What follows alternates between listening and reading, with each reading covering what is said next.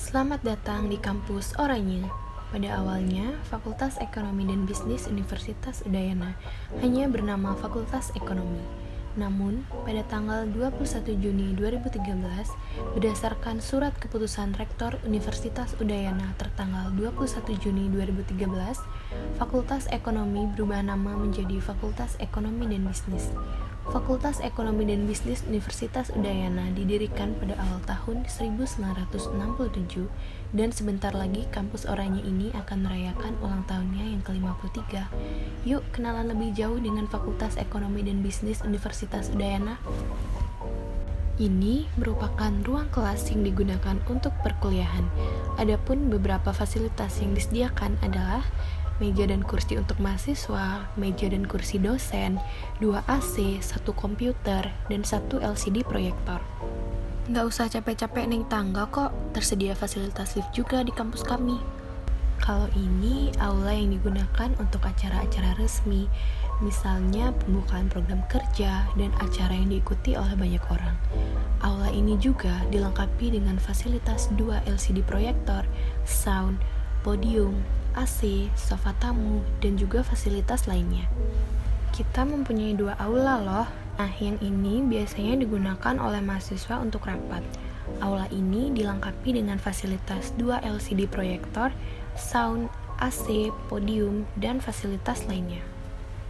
Kalau di FEB, nggak perlu keluar kampus deh buat fotokopi tugas atau ngeprint paper makalah. Semua keperluan mahasiswa sudah tersedia di sini. Sekretariat bersama Lembaga Mahasiswa Fakultas Ekonomi dan Bisnis. Sudah tentu ini tempat untuk anak-anak lembaga menghabiskan waktunya. Anyway, ada 8 lembaga mahasiswa di FEB, yaitu BPM, BEM, LPM Medikom, UPT, Himpunan Mahasiswa Manajemen, Himpunan Mahasiswa Ekonomi Pembangunan, Himpunan Mahasiswa Akuntansi, dan Himpunan Mahasiswa Diploma. Program studi yang ada di Fakultas Ekonomi dan Bisnis Universitas Udayana yaitu S1 Manajemen, S1 Akuntansi, S1 Ekonomi Pembangunan, Diploma 3, S2 Program Magister Manajemen atau MM, S2 Magister Ilmu Ekonomi atau MIE, S2 Magister Akuntansi atau MAksi, S2 Pendidikan Profesi Akuntansi atau PPAK, S3 Program Doktor Ilmu Ekonomi, dan S3 Program Manajemen.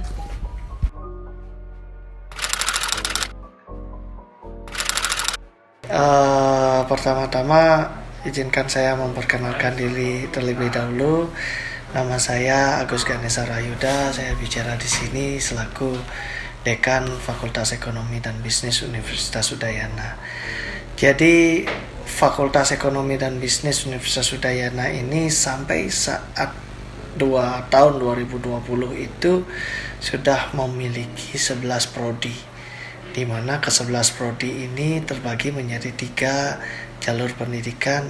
Di jalur pendidikan akademik kami memiliki 3 prodi S1, yaitu S1 Ekonomi Pembangunan dengan akreditasi A, S1 Manajemen dengan akreditasi A, dan S1 Akuntansi dengan akreditasi A.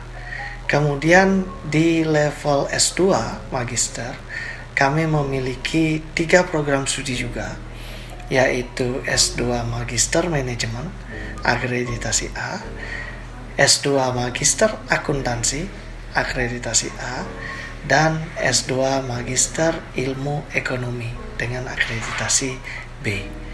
Kemudian masih di jalur pendidikan akademik itu ada S3, 2 prodi di S3, yaitu S3 Doktor Ilmu Ekonomi dengan akreditasi B dan S3 Doktor Ilmu Manajemen dengan akreditasi B.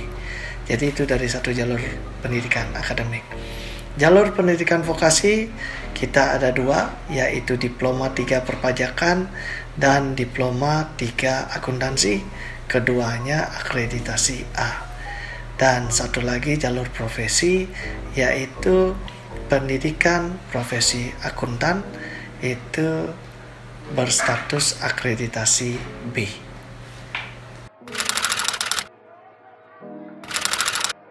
Prospek lulusan di masing-masing prodi itu sangat baik kalau kita lihat dari hasil research tadi.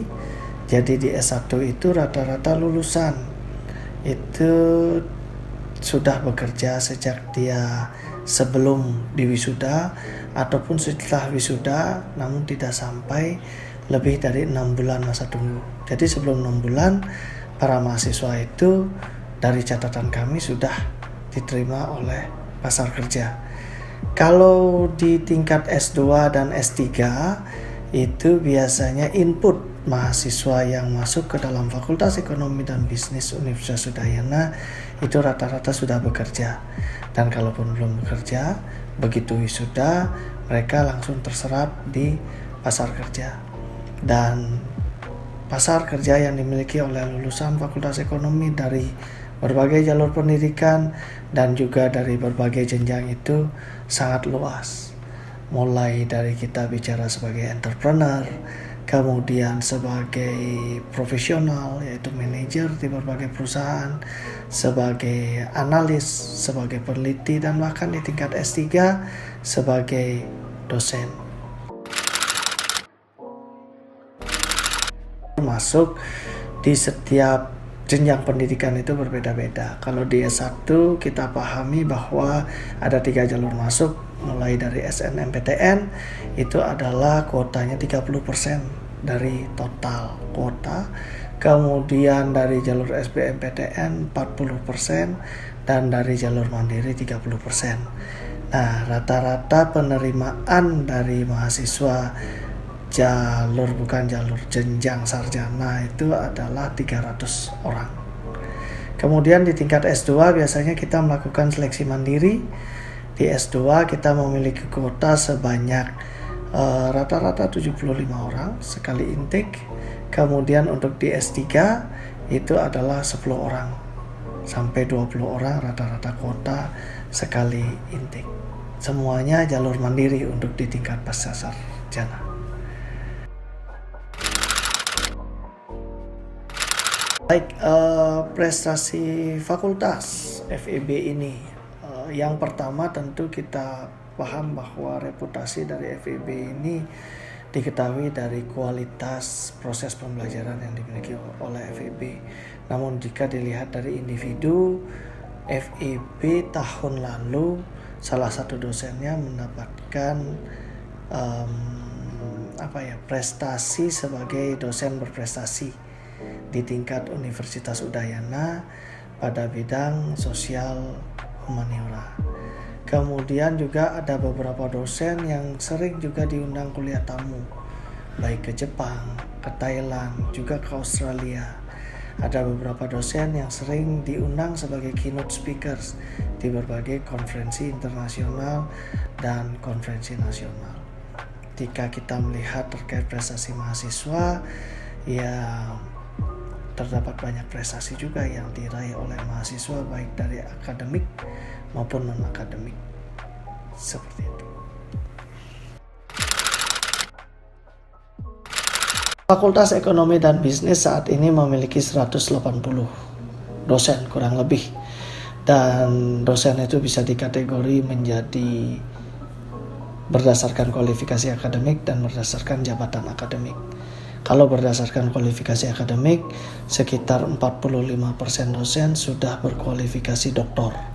Kemudian sisanya adalah berkualifikasi master, dan di FEB tidak ada dosen yang berkualifikasi sarjana.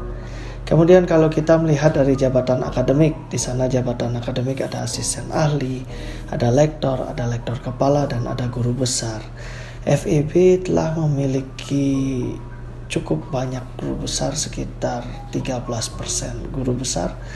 Kemudian juga FEB memiliki dosen yang memiliki jabatan lektor kepala sekitar 40%, dan sisanya itu tersebar di lektor dan asisten ahli. Itu dari kualifikasi akademik, jabatan akademik, dan terakhir adalah dari bidang ilmu, di mana dosen di FEB terbagi atau terkategori menjadi 3 bidang ilmu ekonomi, bidang ilmu manajemen, dan bidang ilmu akuntansi.